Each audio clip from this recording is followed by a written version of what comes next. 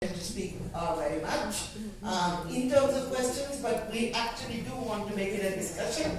So questions might be directed at each individual, but others will have a little time to chip in. Also, we will keep at least half an hour for questions at the end. So I request the speakers, I already sent you a stern email, so please follow my lead here. So our panel, which flags of Mosaic Jurte Jingyo, is entitled Feminist Perspectives of Home, Work and the Law.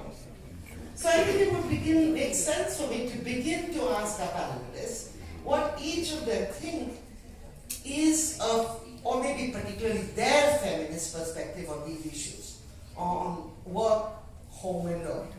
Is it all only about focusing on women? So each of them will get a little time to speak here. Is it all and only about focusing on women and the problems they face at home, at work, and in the legal system? What special ingredients does a feminist perspective bring to understanding and working in your respective fields? So maybe for you, well, basically everything, but politics, etc.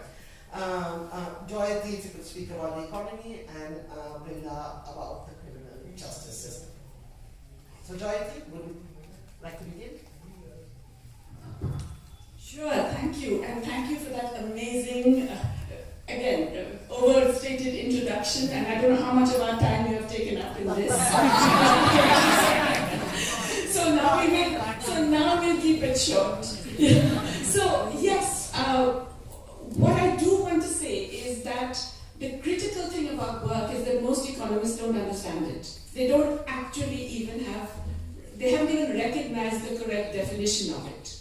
So, and that means therefore the statistical systems don't recognize it. Just to give you an example, in India we're saying the work participation rate of women is 18%, whereas we all know that most women work, right?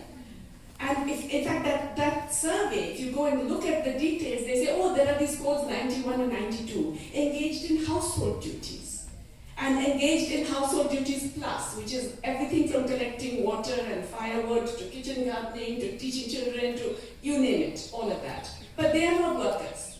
They're just there at home.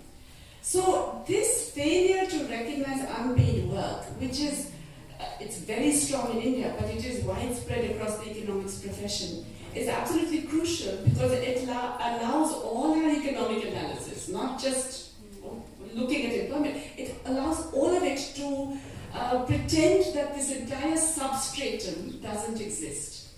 That there's this huge amount. I mean, if you actually you add up all the work that women do in India, 86% of women are actively working.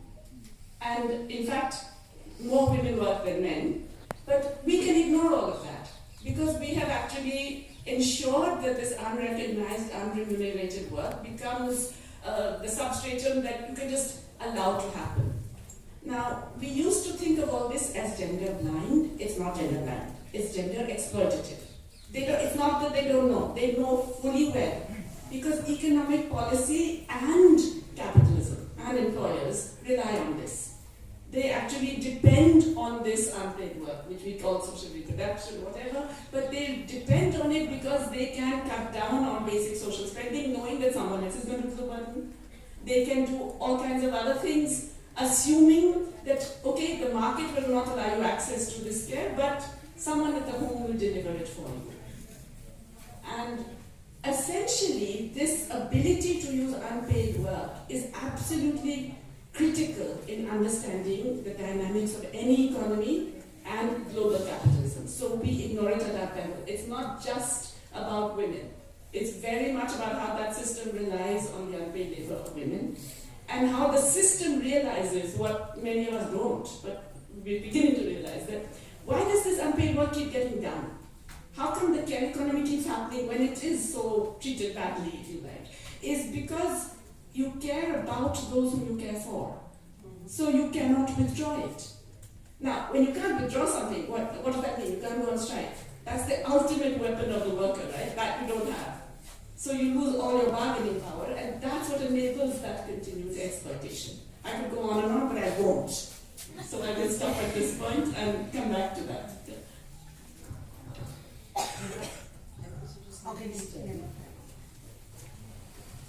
Yeah, thank you. So let's, I was going to focus on home, so home work law. And Ayesha, of course, iconoclastic and idiosyncratic as ever. We've decided on an order. I will start with home, etc. She just said Jayati and that's it. So we'll have to be going now in the opposite direction. Thank you for that. Okay, so when you think of home, so let's start with the most lovely idea of home. Or what we imagine when we use the word home, which is basically something like this. A space in which we share ideas, in which you can expect people to be there for you in a crisis. All of us in this room form nests and nests and nests of connections. When we fall ill, there are friends we can call upon. When we need money, there are people who lend us money. If there is a problem in your home, somebody will come and pick you up. If something happens on campus, you could... So this idea, this is a home. This can be a home. Now, it can be a home in many ways. It's a home for many of us, but there are people who feel alienated. We don't realize that there are people and sections who are feeling alienated. There are people who don't want us to feel at home and who would like to disrupt this idea of home.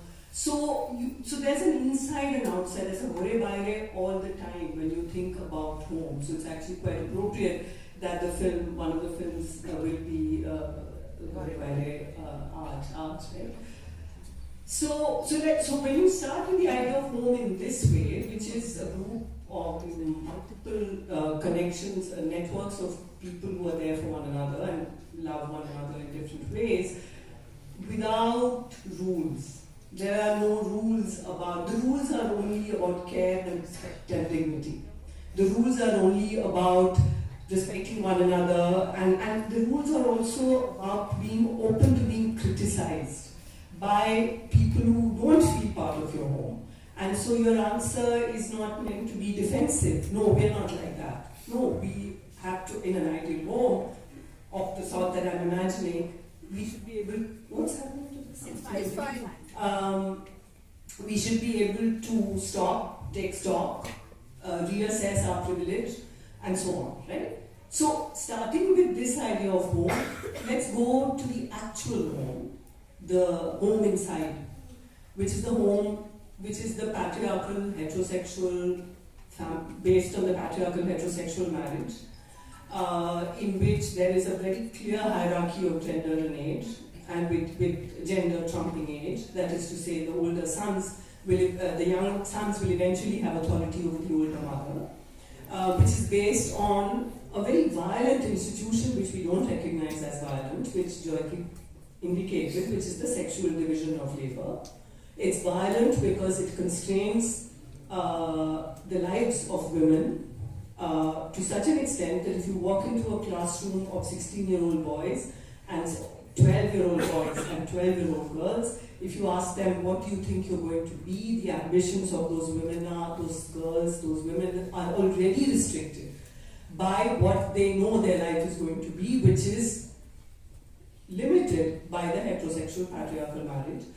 And this sexual division of labor means that that in certain, so it brings in the important thing about the sexual division, the idea of the sexual division of labor is that you can see class and caste operating there as well, because better off, economically better off women can hire poor women to do the work. So it's women hiring women because the work is not that of the man.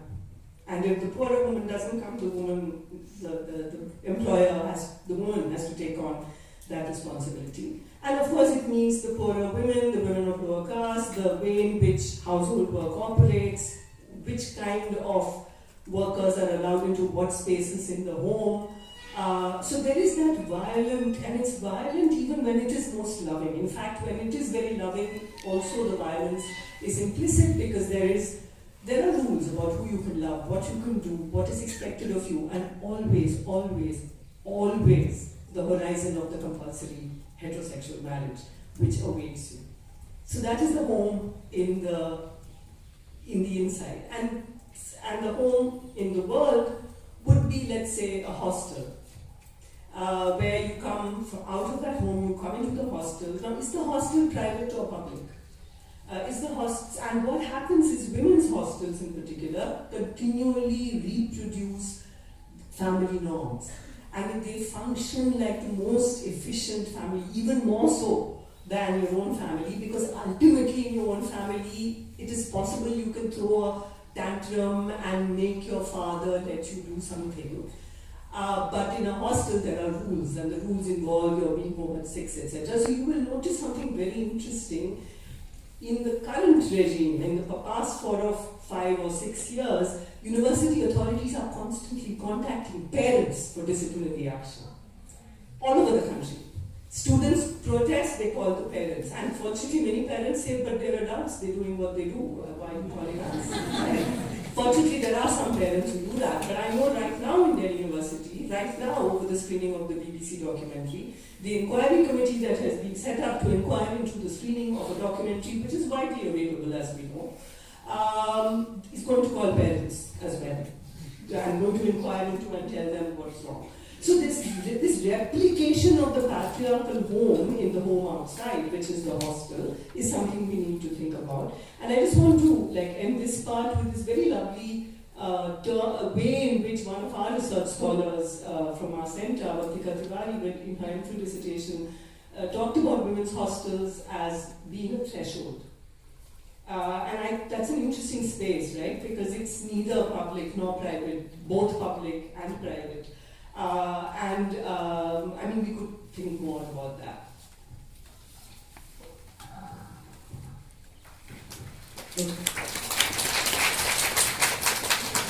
So to take off a bit from where Nivi left, actually it's interesting to follow on from there. Because she mentioned about the public and the private. In law, there was a very, very clear distinction and demarcation between what is the law operates in the public sphere and not in the private sphere. And at least the feminist jurists and jurisprudence has actually breached that.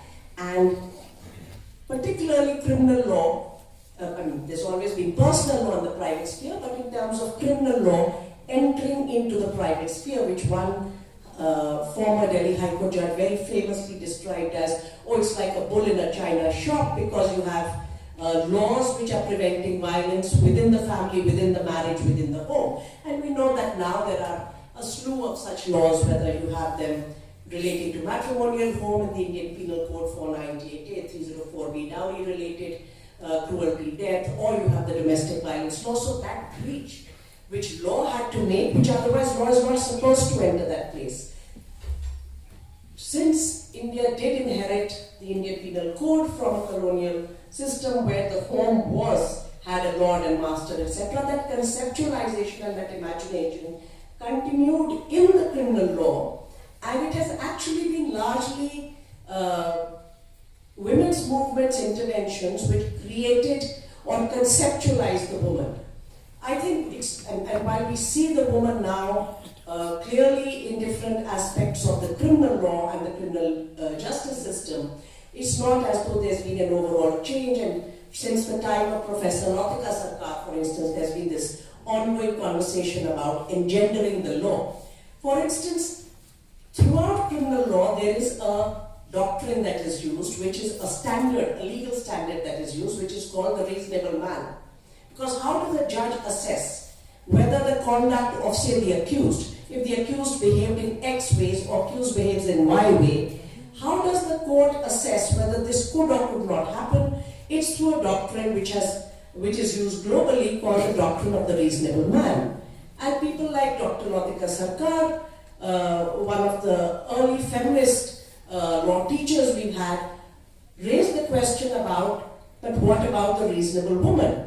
And is there a reasonable woman in the criminal justice system? And how do you address it? And one area where we run into that even today, and where courts are totally bewildered, is that, for instance, to take one example, is How does a rape survivor react, respond, behave, conduct herself post a sexual assault?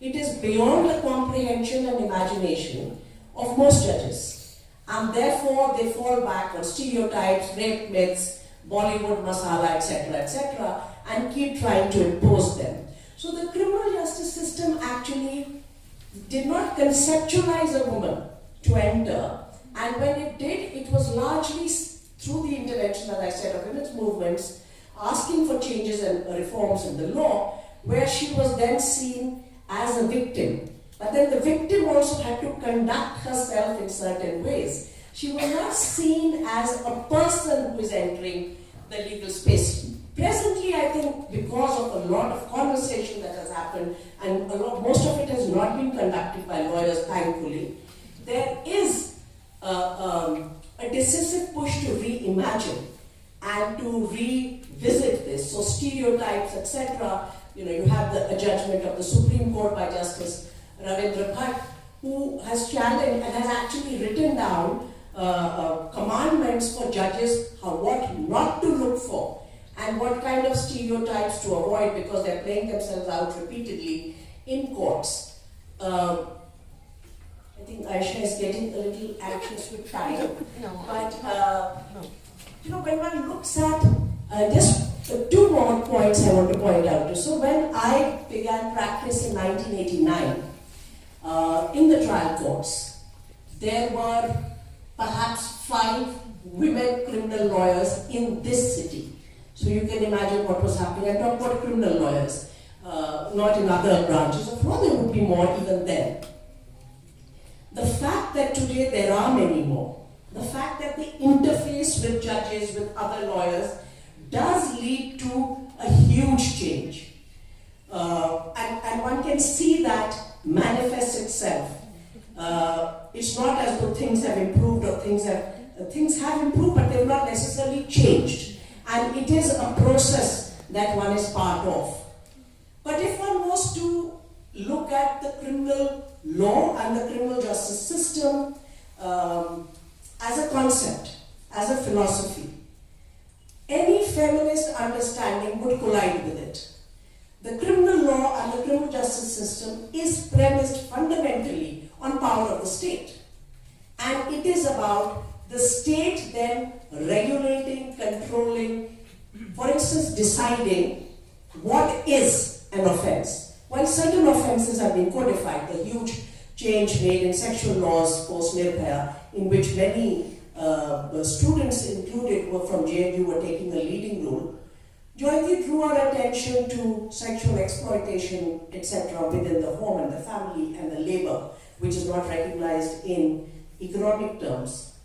It's not recognized in law also. Not paying minimum wages is not a crime. Nobody goes to jail. You can't lodge an FIR if somebody doesn't pay you minimum wages. You can lodge FIRs for damage to property, but you can't lodge an FIR for no minimum wage. So the conceptualization of criminal law where the state actually has to be in control, whether for sedition, etc., is to my mind something that feminists have not begun to explore or push the boundaries of. So you see women's rights intervention, but a feminist intervention would have to reimagine the criminal justice system very differently.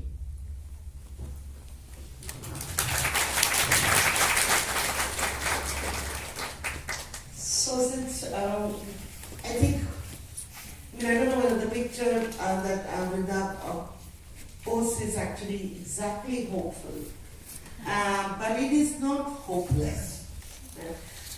In that sustained interventions on various matters have at least split the judgments, have created, but the home maybe remains something of a kernel, which to be able to regulate the home, where, as Jayati points out, relations of affect and love tie you into not being a striking mother, tie you into not resisting, that you can't walk up if nobody's changing the nappies, you just have to change it. Is that? And the space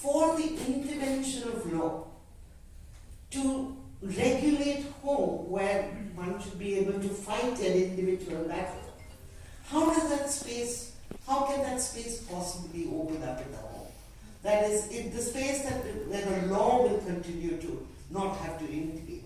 How do we change our homes?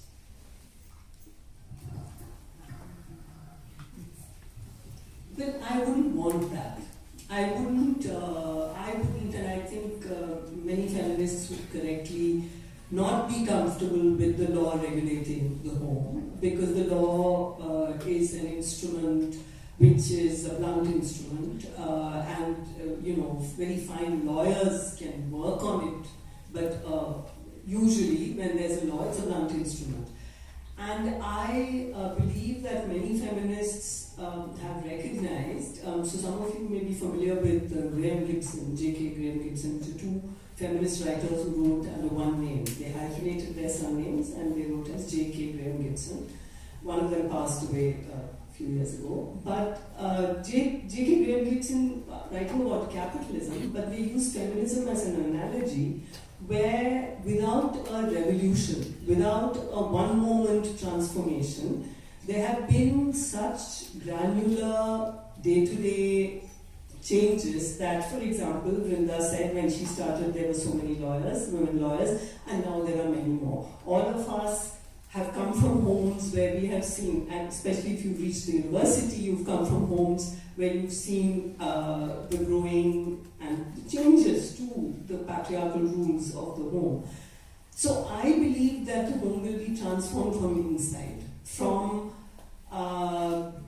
daughters and sons and children of any gender, asking these questions, changing the sexual division of labor. So every day is a revolution if you're a feminist, in a way. So when you have, if you have a son asking his father, why don't you do X work today? That's a moment of rebellion. So I imagine and I see homes as being, and they already transformed. This is not some kind of utopian vision. Right now there are young people and middle-aged people living in families which are not heterosexual and patriarchal. There are groups and communities, and there are queer collectives and all kinds of ways in which people are living, which is already transforming the home. And of course what I've said is kind of about urban middle classes, but even among working class people, we don't, there's work on it, but we don't encounter the different ways. But every time a woman walks out on an alcoholic husband, every time, and those alcoholic husbands are very much part of the urban middle class group too. So I'm saying that there is a way in which families are changing, but the violence of compulsory marriage is there. It hangs like a sword over, and what that sword does is it basically disables women from being prepared for anything but marriage, and especially the poorer you are.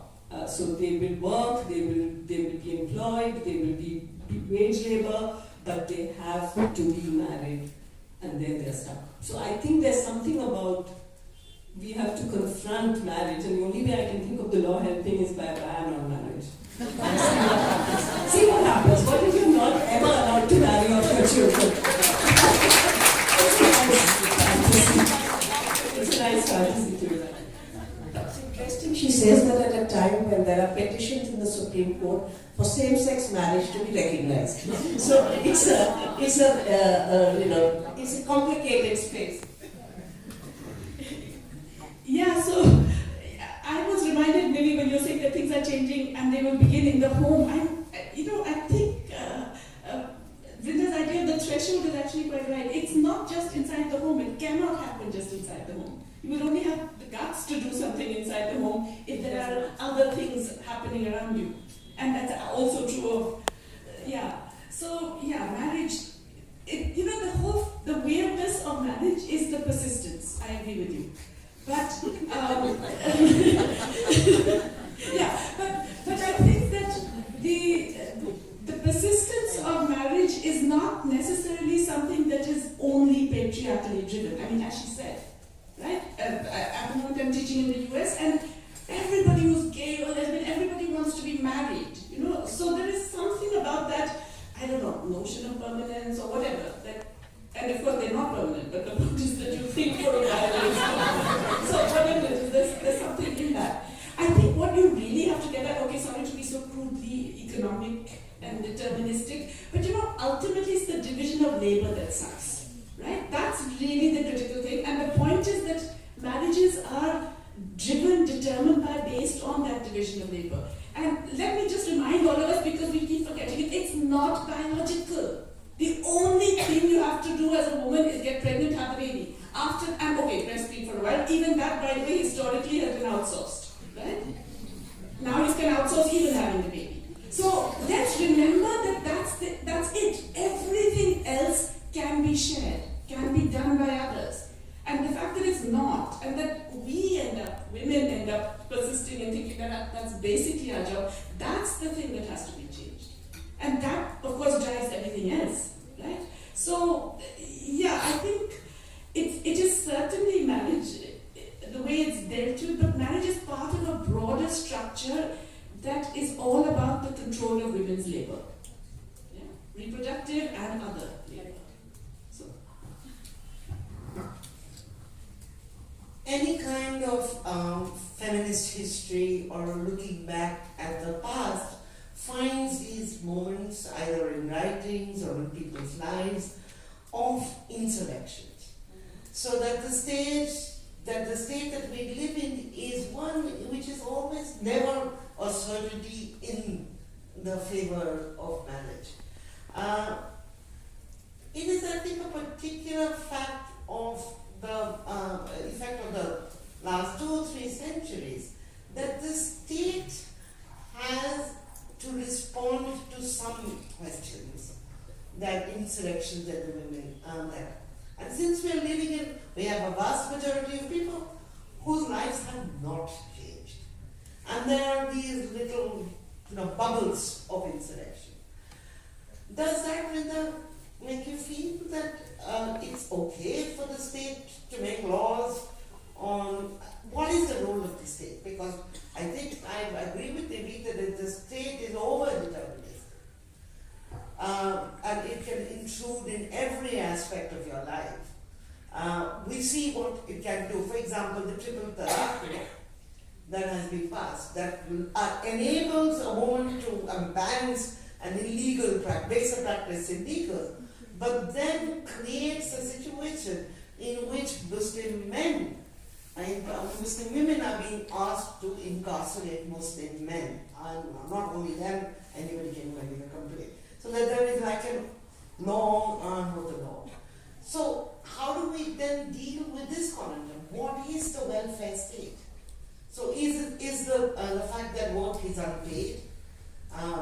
Do we want a recognition, Jayati, of women's labor in the home in terms of payment?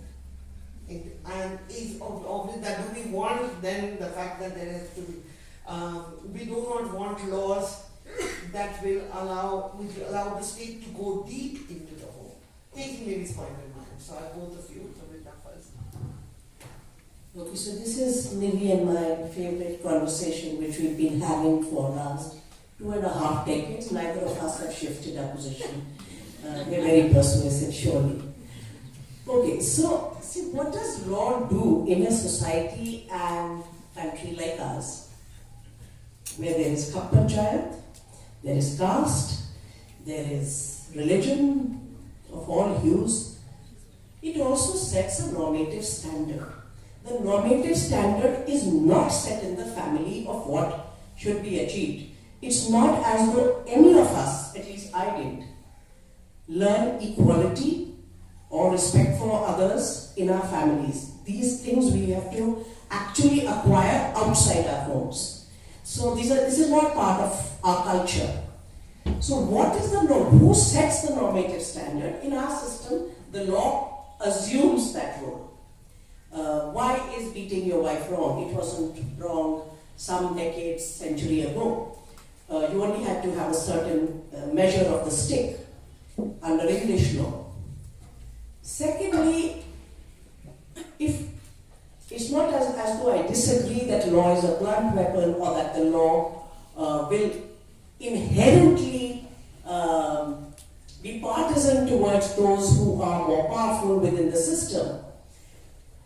But if you look around, you will see that a lot of the groups, for instance, the Dalit activists have actually fought very hard to get amendments in the Prevention of Atrocities Act. Does it necessarily yield results? No, I think there is a dismal scorecard that emerges. So somewhere there is a gap which needs to be acknowledged, and we need to talk about systems and processes and accountability more. When I was saying that the criminal justice system is actually all about power to the state and controlling people in different ways as subjects, and the only place it's given to women is, okay, you can make a complaint against the individual man. But the state is not ceding power. The state is only saying, I will now play arbiter between the individuals. The real push that needs to come is about holding the state accountable. And that accountability, in fact, there was some attempt made when some of us were engaged in a process of post the experience of both 1984 and 2002, the anti-Muslim violence in Gujarat, that we need a law that will create accountability of the state and its agents to protect particularly minorities from this kind of violence, whether perpetrated by mobs or indirectly by the state. And the reason why no government was willing to support that was because if you are in a democracy, and recently the Chief Justice of India famously said the Constitution is a feminist document. I think it needs a lot of unpacking, but that was his perspective. So if you do have a feminist document as the Constitution of India, then you will be required to make accountability the centerpiece of the criminal justice system, particularly state officials, etc.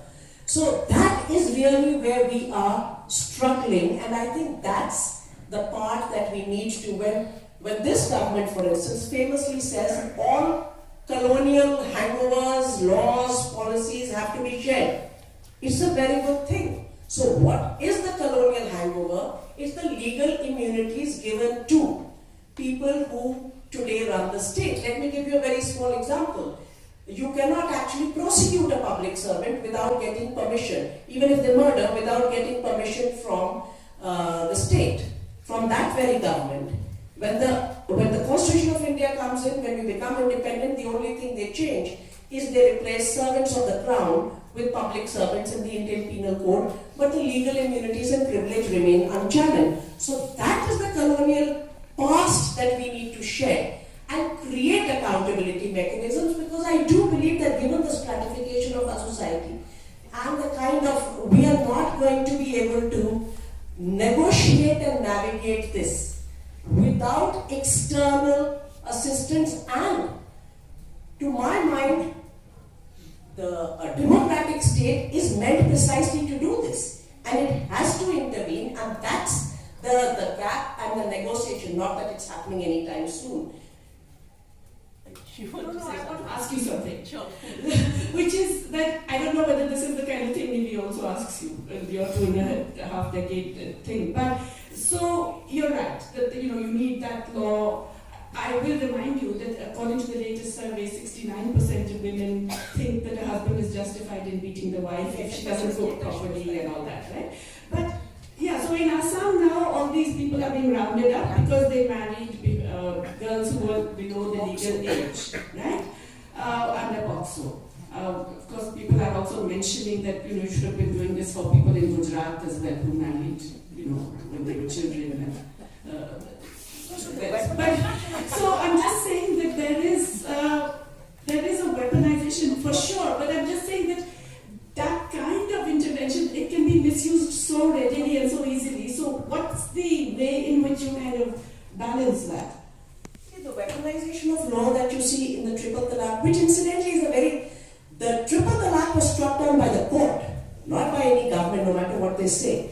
And Muslim women went to court saying that it should be struck down, which was their right. What we're seeing in Assam is actually the pinnacle of the weaponization of laws and the rhetoric and the bogey of any state being there for welfare or securing rights of women and children. They have totally weaponized and used it to their end. Therefore, when I say whether it is sentencing, whether it is even what will be an offense, and who will have the power to complain, that cannot be ceded to the state. You need to create offenses, but you don't need to keep giving. That power has to remain with the people who are affected. Why? Unfortunately, we each time cede power to the state alongside. And I think that's where I would make a distinction between what a women's rights intervention would be and a feminist intervention would be. And I think if the feminist articulation of violence against women has to today be very, very distinct from what every character, political party, particularly the ruling party, is talking about women, and the media is screaming about women. And that is about control of the woman. It's not about freedom for the woman. But yes, in Assam, what has happened is the weaponization of law by those in power. But isn't law the main terrain of negotiating power today? I mean, particularly as economists, I would like to understand from you, in fact, our lives are today regulated from the 90s. All aspects of our lives are regulated way more by law than they were before because the economic structure changed. There is no aspect of anybody's life today that is not regulated by some element of law. And that is a function of the nature of the economy. So you can't, it's about creating more and more space and taking that power. I'm not sure it's going to be wish-doing. I think maybe he is anxious to. Yeah, thank you for reading my anxious expression. No, I'm not going to, I just want to make 2 or 3 points from the discussion so far. And yes, this is very much the debate that Vrinda and I have, and we continue to be very good friends, which is that the way in which Jayati put it also, that there are other kinds of struggles are necessary, etc. So there is an issue with the law being the only space. Now, we know that feminist lawyers and feminist judicial practice is necessary and important, but there are other, I think, spaces. So I just want to pick up 2 or 3 issues that came up and they were sort of left trailing, and I really want you to talk about it. Very quickly about payment and wages for housework. I thought I would just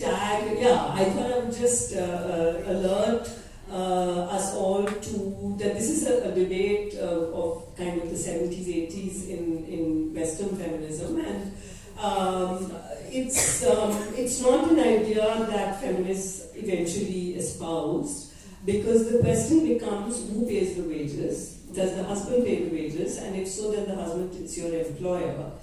And if it is the employer who has to pay the husband the wages for the wife, in other words, because the man's labor is dependent on invisible labor that has gone in the reproductive labor that enables him to work the next day. So the employer should pay for that invisible labor. That's another possibility. But of course, that is not even a feasible scenario. And worse still, even if it were feasible, it completely concretizes the sexual division of labor. It makes the sexual division of labor natural, institutionalized, rather than saying, let's break this up and let it not be there. About marriage, I did kind of frivolously say ban marriage, but it's not entirely frivolous, and I think the desire for marriage is because it is the only way in which you can say so-and-so can pull the plug on me if I'm dying, so-and-so can inherit my property, so-and-so can look after the child we adopted together. This is the only institution that permits it. So obviously people desire it. So there has to be a way in which we develop civil kinds of... See, the problem is, as Nivedita said, it's a problem that we are entirely legible to the state at all times. And the state is completely opaque to us. The RTI has gone and Aadhaar is in. right? The RTI is practically dead, so we don't know anything about the state. And Aadhaar is 100% now, we have absolutely no other option but to have Aadhaar. Although it's not even, it's a private entity, UIAD. So marriage, it becomes important for this reason, and so we need to be thinking about, and of course within queer domains there are debates about this, but you can understand the desire for marriage. I doubt it's also partly, I think, permanence and so on, but partly because it's the only way in which you can actually be legible to the state in a society where if you're not legible to the state, you're penalized. So there has to be a way, in an anarchistic kind of way, in which we get over this. We go under it. How do we get under the radar? Our question should be, how do we get under the radar? How do we develop documents and legal things, to use a technical term, legal things, to enable our children to be looked after and our property to be whatever and all that. I wanted to say one thing about marital rape. Because this question of criminalizing triple talaq came up, and I'm opposed to criminalizing in principle, and criminalizing rape or criminalizing triple talaq, criminalizing marital rape or triple talaq. But it's interesting, as another lawyer pointed out, Malvika Rajkotia pointed out, that it's an interesting system in which a Muslim man can go to jail if he pronounces triple talaq, although that's banned already. But any man can rape his wife, and it's not a criminal offense. Now, yes, that's very striking, but I think marital rape should be a condition for divorce. It should be a civil issue, and I don't. So this is something that I think would come up, because why? What is it that the woman gets by putting the man in jail? She could be much better off getting a divorce and having decent alimony and maintenance for the children, and just getting the hell out of that violent situation. So there's that.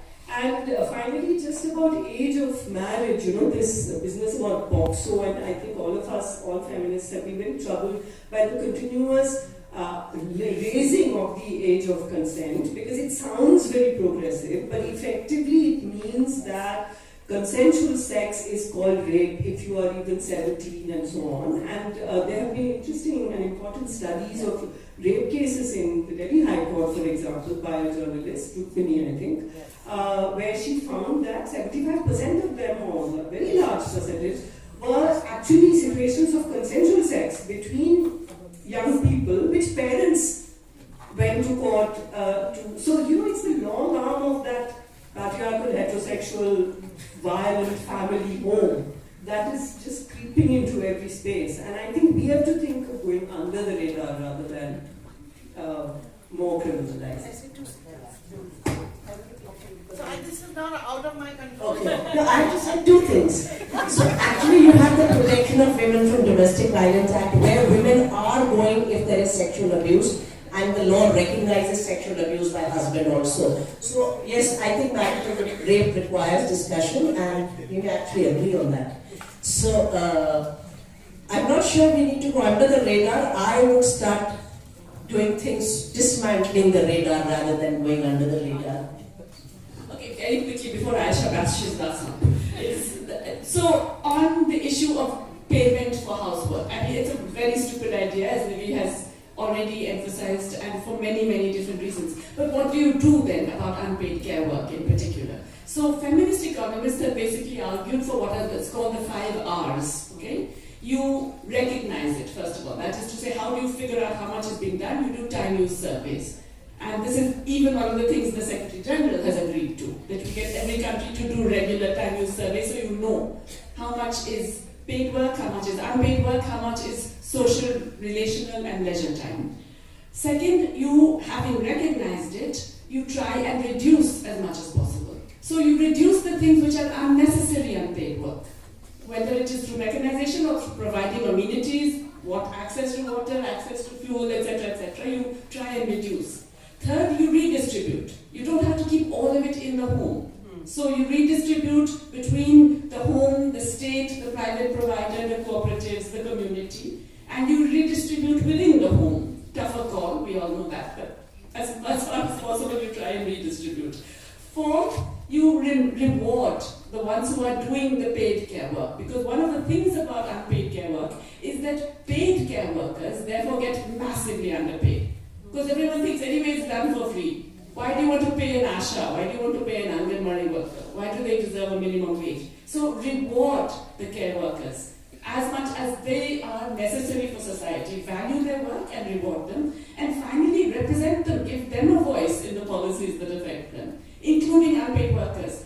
In fact, the ILO has finally recognized that it has to include unpaid workers, mostly women, in their definition of workers so as to have a voice in the platforms and the policies that affect them. So there are ways around it. You don't have to say, okay, we have to give it a monetary value. That's because we're so all imbued by capitalism that we think nothing has a value till it has a monetary value.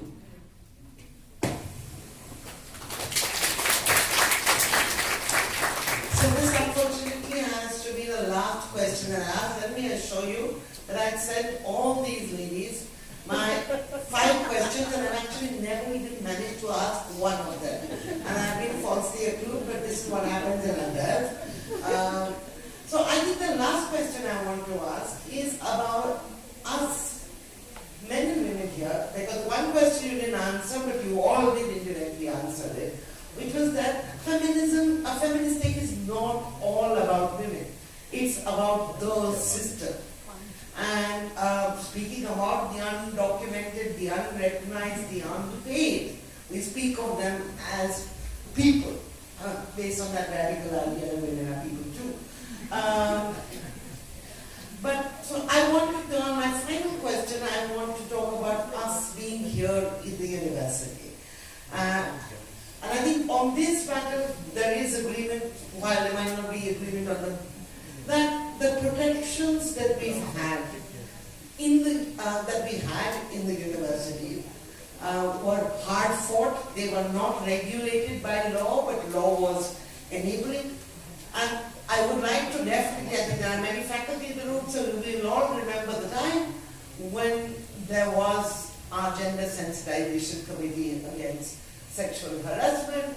We had fluid, open-ended definitions of what sexual harassment was, of how procedure to actually inquire and to do either punitive action or reformation in the process, because we are often, nobody comes to us sui generis, everybody's been through the grinder, the organ grinder that produces men and women. We lost that in 2017. There were many internal reasons why we lost it, but just as there were external reasons why we could talk about an anti-sexual harassment committee back in 1997, and this Ms. Grover is one of the people who helped us frame rules that actually we felt that university communities could own. And they were not mandated by law, but we framed them anyway. And in 2017, when we lost the GS CAD, we lost it not, we lost it, and so did it not alone. In fact, today, the atmosphere across the country is that actually there's no sexual harassment anymore. It's gone, it's finished. I mean, ever since there was a momentous election, sexual harassment unelected itself. Right? So it lost power. So we don't, and there are no functioning anti-sexual harassment committees anymore. So whether this is mandated from the larger debate, the fact that here, at least, at in Delhi University, and in many other institutions, that these moments came and then they all departed simultaneously. And of course, we want to talk about, there is, and of course, a political context when it becomes possible. But my final question is, how was the university? Was it institutions like this? Like today, right now, Jayati was just talking about, we had a creche in our university for faculty's children, PhD scholars' children, workers, children who are all lying crèche. All of that has gone.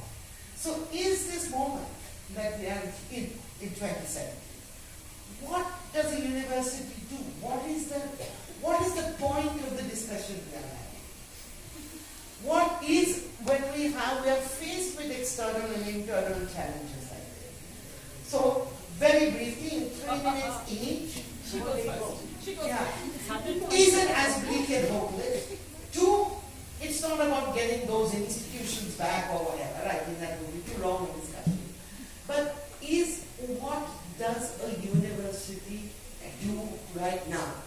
Do we just keep quiet that we have lost these institutions? Do we protest? Or are there more things that we can do? Maybe first, then Vrinda, then Jayati. I think in 3 minutes everybody needs to protest. Well, of course, we face enormous challenges.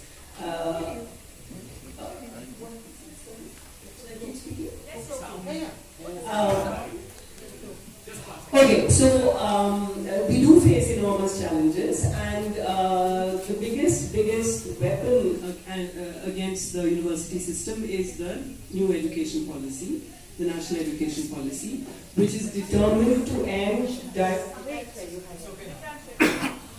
Okay, now? Okay, so the biggest weapon against the university system is public university. Against the public university is the NEP. And the NEP is intended to end access to education, it is intended to end diversity, it is diversity of thought. It's a long story, we don't have time to discuss the NEP. Now, we are faced with that. But when you say, and it's an important question to ask, what is the point of this discussion? I do believe that if it's a long struggle, and it may be a long struggle, a longer struggle than we thought when we started out in 2014, then that long struggle will be waged by the survival of ideas. If the ideas and the ideals of the public university survive, then the vast majority of people in this room who are dark-haired and below 30, there are ideas that will be taken forward and there will be a memory. So I just want to actually end, I suddenly remember this very stark line from Capital in which Marx says that by the 18th century the memory of the relationship between the peasantry and the land had vanished. So the point of such discussions is that the memory should not vanish. And if it's a long struggle, so be it.